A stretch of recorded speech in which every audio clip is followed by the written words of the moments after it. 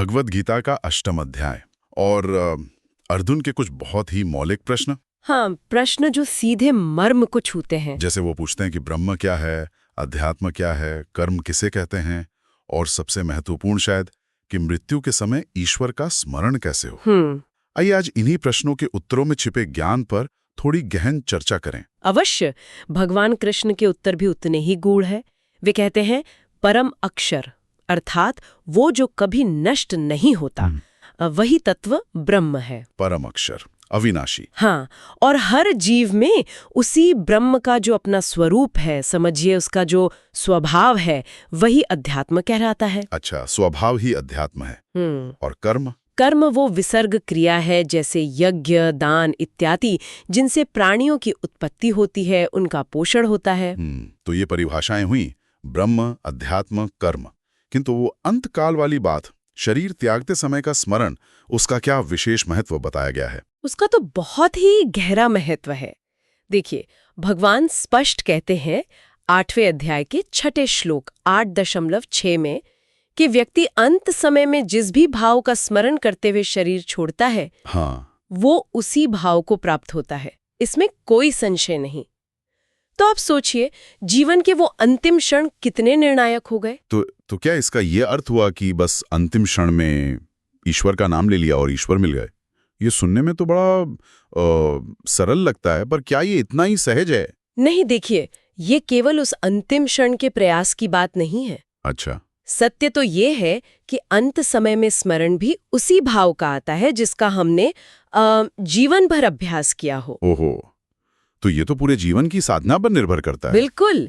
इसीलिए तो उपदेश है 8वें अध्याय के 7वें श्लोक में, सदा मेरा स्मरण करो और युद्ध भी करो। स्मरण भी और युद्ध भी, अर्थात कर्तव्य पालन। हाँ, मन और बुद्धि को ईश्वर में लगाकर अपना जो नियत कर्म है वो करते रहो।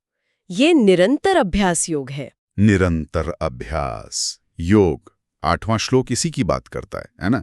और इसी से उस परम दिव्य पुरुष का ध्यान संभव होता है। हाँ, इसी अभ्यास से और एकाग्रचित से।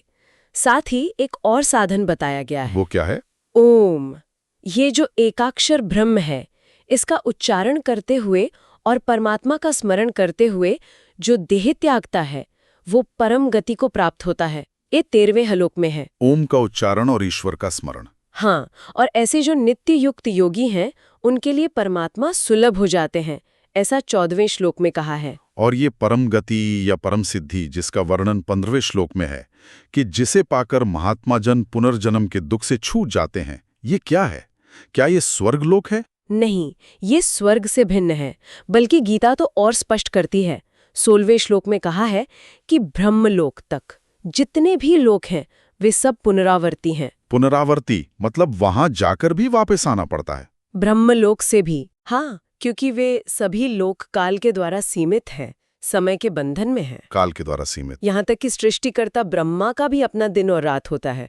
उनका एक दिन सहस्रों युगों का होता है और उतनी ही लंबी उनकी रात्रि।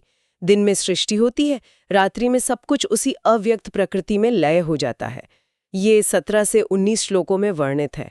ये चक्र चलता रहता है। तो फिर वो परम गति क्या है जो इस चक्र से परे है? वही, उस अव्यक्त प्रकृति जिससे सब उत्पन्न और लय होता है, उससे भी परे एक और तत्व है, एक दूसरा अनादि, सनातन, अव्यक्त भाव। अच्छा। हाँ, वो परब्रह्म, वो परम सत्ता, वो समस्त प्राणियों के, समस्त सृष्टि के नष्ट होने पर भी नष्ट नहीं होता। ये 20वें श्लोक में है। यही वो परम गति है जिसे पाकर लौटना नहीं होता।